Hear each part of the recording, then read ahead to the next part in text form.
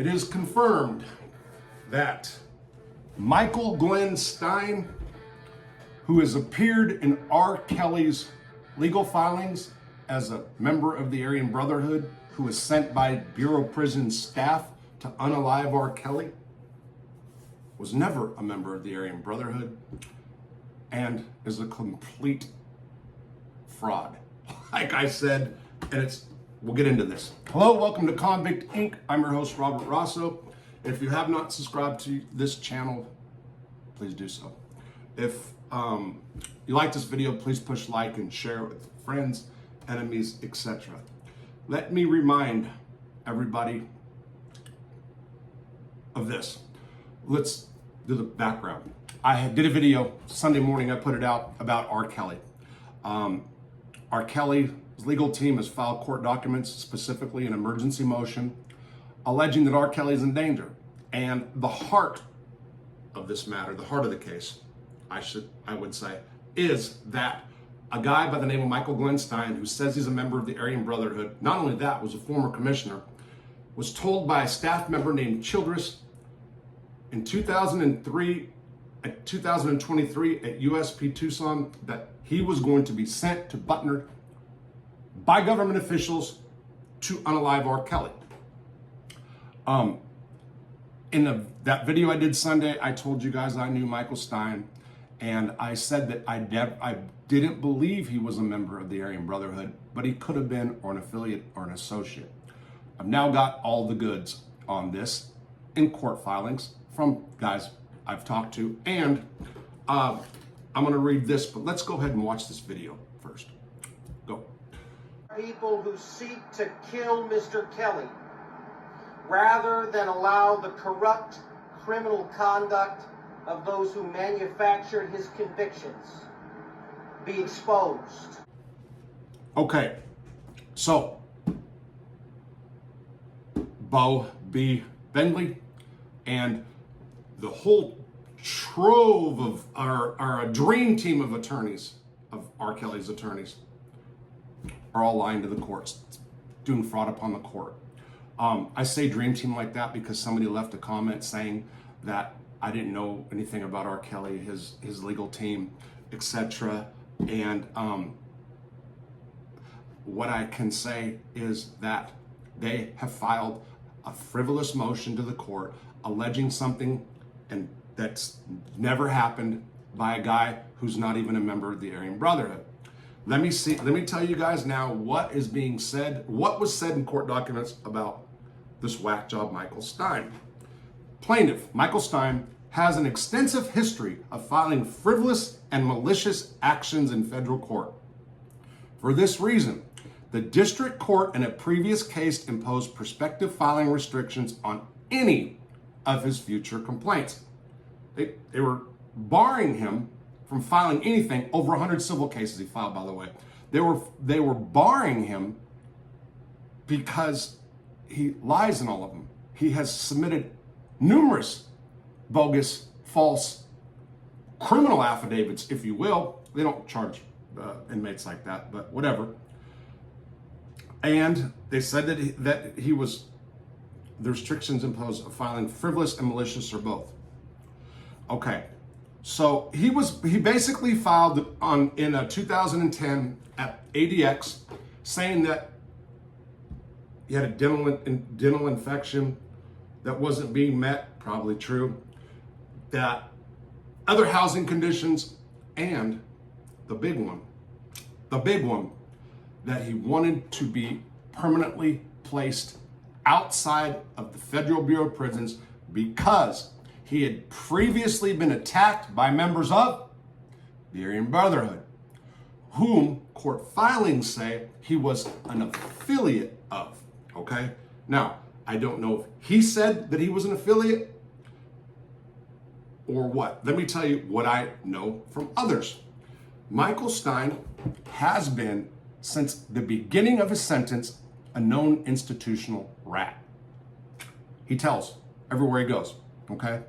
And I even said in the last video, even in protective custody prisons, such as Butner 1, you can call it a protective custody prison, or the prison for the wealthy I just saw today, which Butner 1 is the best, sweetest prison in the Federal Bureau of Prisons. R. Kelly had it made there. He's a fool. He's now in PC there, protective custody.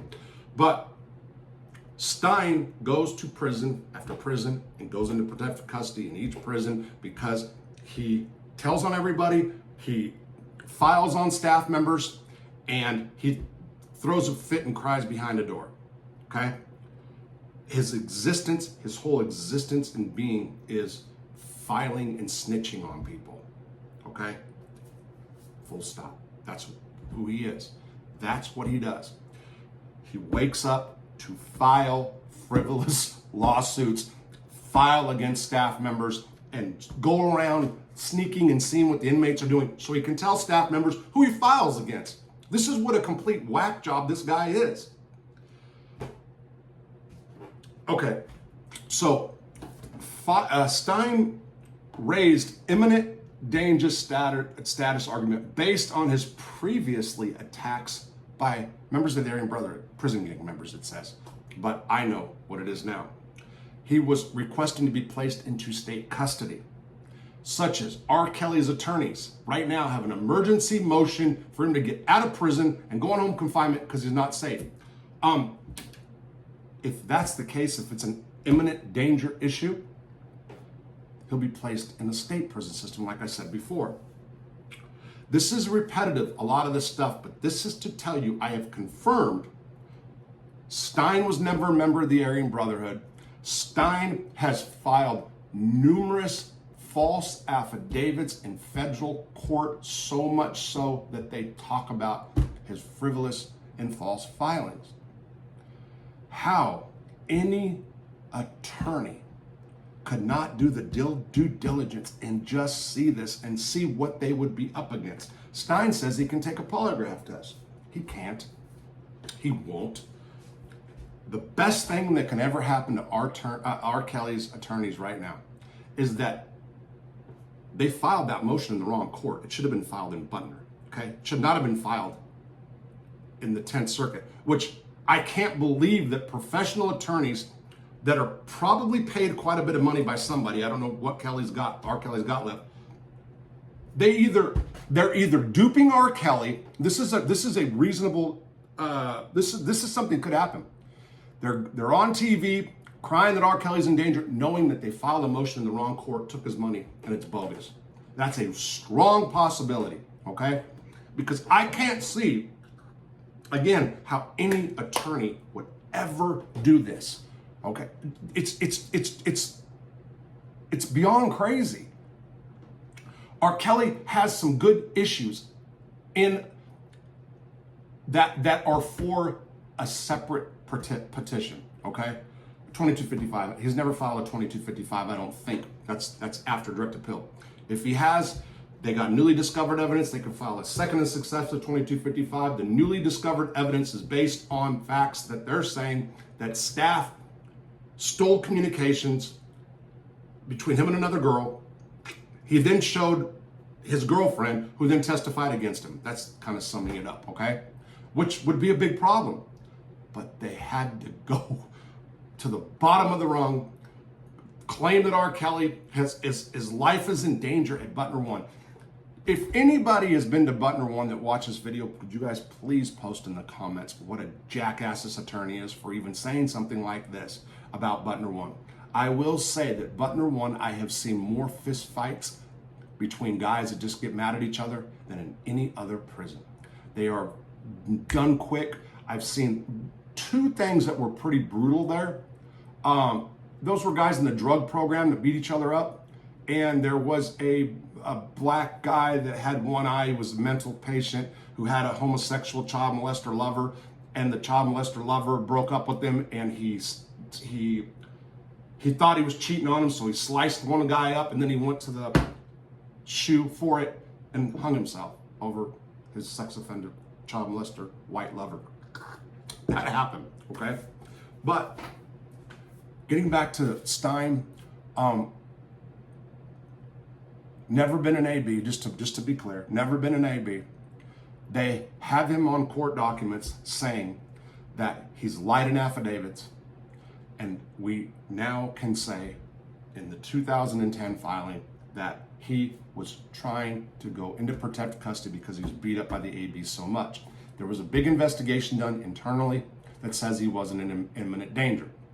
There was court investigation that said the same. Now, does the BOP lie and stuff like that? Of course they do. Do government officials lie? Every day, all the time. Watch the news, and the news lies to us too. But I'm here to tell you that Robert Rosso is telling you 100% fact about MiKael Stine because I know him.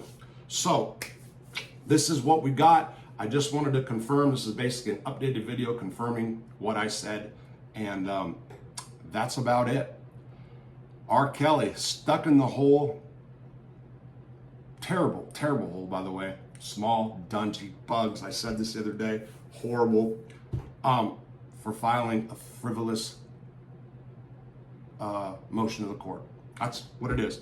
R. Kelly's attorneys got him locked up where he is now by trying to pull this one off. And again, congratulations to any attorney that wants to come up with a great argument. Even something like this, make sure you got the right guys.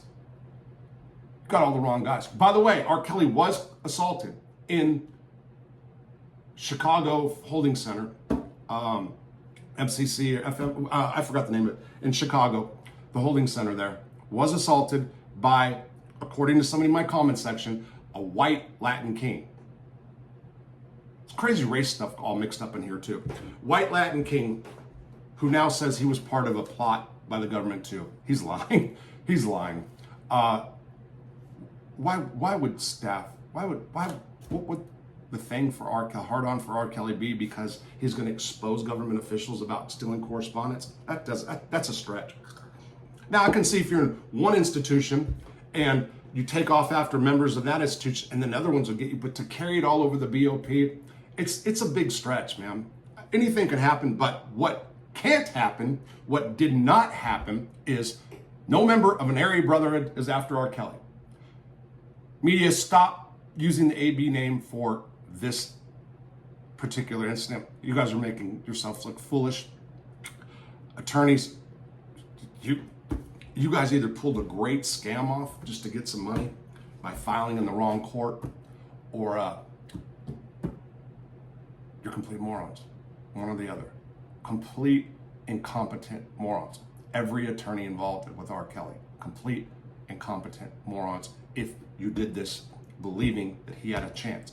But if you guys did it to scam a sex offender, child molester, whatever, well, for sure, he married Aaliyah when she was like 14, peed all over or something. But if they did it to burn him, kudos to you guys. Kudos to you guys. And you guys got his ass locked up in the hole. Is what it is. Take care.